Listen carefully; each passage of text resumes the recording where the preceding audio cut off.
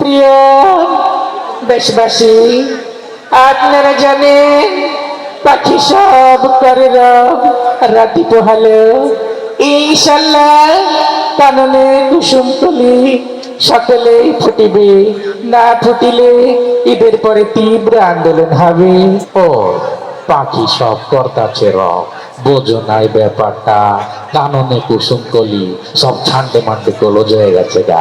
প্রিয় দর্শক, আপনারা সকলেই জানেন আমাদের এই বাংলাদেশে কালে কালে যুগে যুগে অনেক মহৎ কবি সাহিত্যিকের জন্ম হয়েছে। তাই ধারাবাহিকতায় আজকে একজন বিরল কবির সাক্ষাৎকার নিব। কবির নাম এবং কবির কবিতা জীবন সম্পর্কে কবির কাছ থেকেই আমরা জেনে নিব। মঞ্চে আমরা কবিকে আমন্ত্রণ জানাচ্ছি।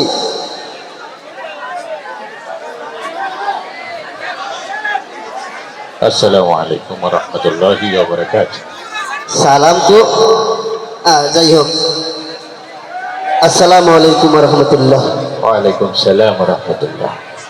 কবি সাহেব, আপনি কেমন আছেন? আছি আলহামদুলিল্লাহ ভালো। তো কবি সাহেব, আপনি আসার আগে আমরা বলতেছিলাম যে আপনার নাম পরিচয় আপনার কাছ থেকে আমরা জানতে চাই। তো আপনার নাম কি? আমার নাম হইতে আছে মহিউদ্দিন হাসান আল কবিরাজ। কবিরাজ? হ্যাঁ। ওমা, আপনি কি কবিতার পাশাপাশি চিকিৎসা করেননি? এত বেশি বোঝা তো ভালো না। চিকিৎসা করলেই যে তাকে কবিরাজ বলা হবে এটা তোমাকে কে বলেছে? তোমরা ঋতুর রাজাকে কি বলো? ঋতুরাজ? বসন্তের রাজাকে বসন্তরাজ? আমি হইতে আছি কবিদের রাজা, তাই কবিরাজ। আয় হায় হায়। যাই হোক কবি সাহেব, আপনি তো বিভিন্ন দেশে সফর করেছেন আপনার এই জগৎকালে, তো কয়েকটা দেশের নাম যদি আমাদেরকে বলতেন। আমি তো বহুত দেশ সফর করছি, তোমরা তো বললে চেনবা না। এই সব মিডিল ইস্টের ওই পাশে। যাই হোক একটু বুঝে বলেন। কত দেশের নাম বলবো? এই মনে করে নোয়াখালী, কুমিল্লা, চাঁদপুর, বরিশাল, লালমনিরহাট, নীলফামারী, বহুত দেশ গেছি। মাফ চাই, কতক্ষণ মাফ চাই। তো কবি সাহেব, আপনি কবিতা লেখেন মূলত কত সাল থেকে? আমি তো অনেক আগের থেকে এই কবিতা লিখি, প্রায় 1900 ছোটকাল থেকে। 1900 ছোটকাল থেকে? তো কবি সাহেব, আপনার কবিতা সম্পর্কে যদি কিছু আমাদেরকে বলতেন। হ্যাঁ, তোমরা তো আধুনিক যুগের ছেলে মেয়ে, সবকিছু আপডেট পাইছো, এক একটা অক্ষর পাইছো, মোবাইল, ইন্টারনেট, স্যাটেলাইট পাইছো, মেলা কিছু পাইছো, কম্পিউটার পাইছো। আমার যুগে এত কিছু আবিষ্কার হয় না। আচ্ছা। আবার তোমরা এক একটা অক্ষরের সাথে আবার আকারও শিকার, দীর্ঘিকারও। অবশ্যই। আমার যুগে এত কিছু আবিষ্কার হয় না। আমি যখন প্রথম কবিতা লিখি তখন আকারও শিকার আবিষ্কার হয়েছিল না। তাইলে তোমরা ছোটবেলায় একটা কবিতা পড়েছো, পাখি সব করে রব রাতি দোহাইলো, কাননে কুসুম কলি সকলে ফুটিল। ওই কবিতাটা কিন্তু আমার লেখা।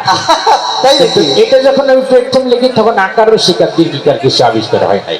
তখন আমি এই কবিতাটা লিখেছিলাম এইভাবে: পখসব কররব রথপহল, কনন কসম ফল সকল ফটল।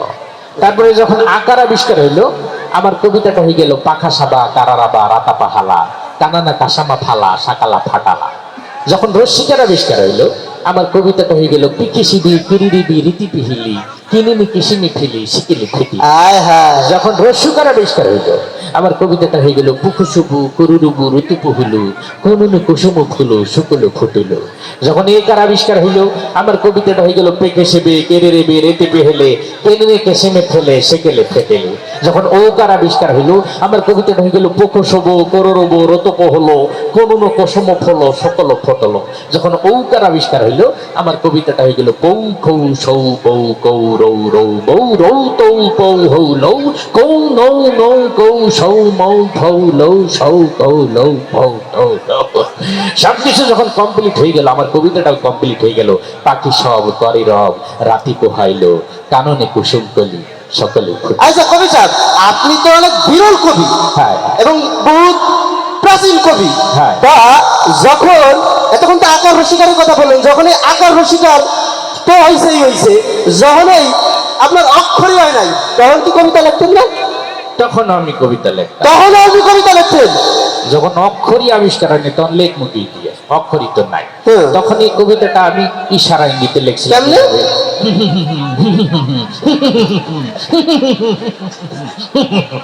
এইভাবে লিখছিলাম। সাংঘাতিক কবি সাহেব আপনি।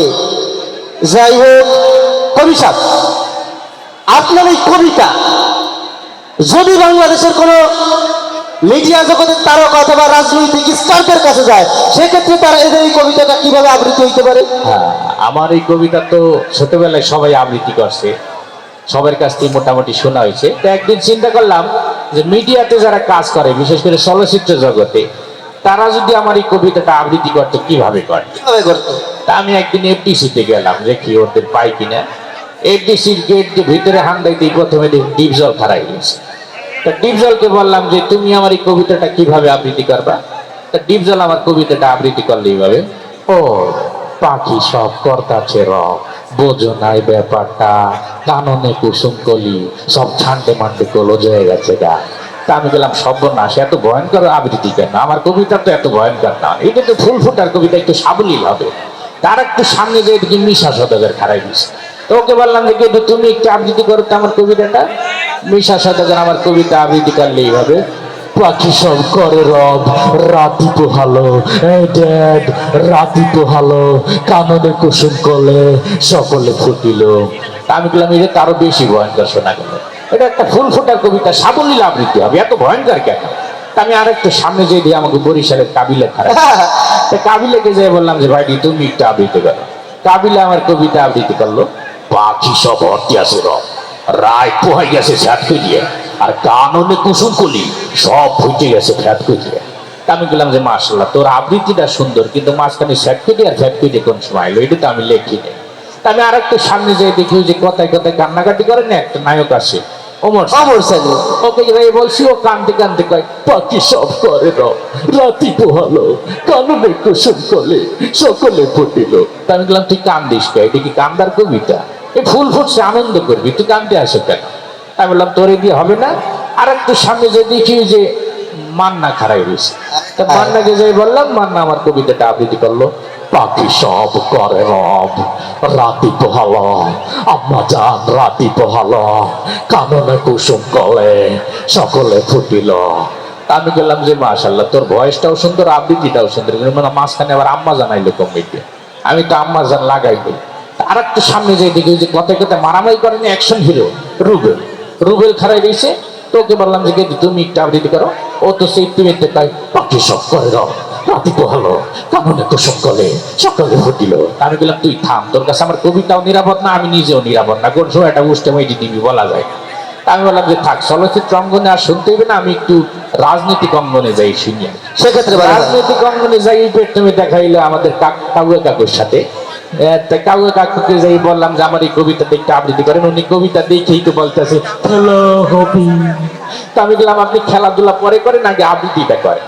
তো উনি আমার কবিতাটা আবৃত্তি করলো, পাখি সব করির রাতি পোহালো, এ নিয়ে রাজনীতি করার কিছু নেই, কাননে কুসুম কলি সকলে ফুটিল, ফুল ফুটুক আর না ফুটুক পদ্মা সেতু কিন্তু হয়েই গেল, জ্বালা জ্বালা অন্তর জ্বালা। তা আমি বললাম আপনি আমার এত সুন্দর একটা কবিতার ভিতরে পদ্মা সেতু আন্দাই দিয়েছেন, আমি কি পদ্মা সেতু নিয়ে কবিতা লেখছি? তা আমি বললাম যে আপনার কাছে আমার কবিতা শুনতে হবে না, আমি আপনার বিরোধী দলে এসে লিখলাম। বিরোধী দলে আমাদের বর্তমান যে মুরব্বী রাজনীতিবিদ ম্যাডাম খালেদা জিয়া, ওনাকে যা বললাম যে ম্যাডাম আপনি একটু আমার কবিতাটা সুন্দর করে আবৃত্তি করেন। তিনি সুন্দর করে আবৃত্তি করলেন, বিসমিল্লাহির রহমানির রহিম। প্রিয় দেশবাসী, আপনারা জানেন পাখি সব করে রাতি পোহালো, ইনশাল্লাহ কাননে কুসুম কলি সকলেই ফুটিবে, না ফুটিলে ঈদের পরে তীব্র আন্দোলন হবে ইনশাল্লাহ।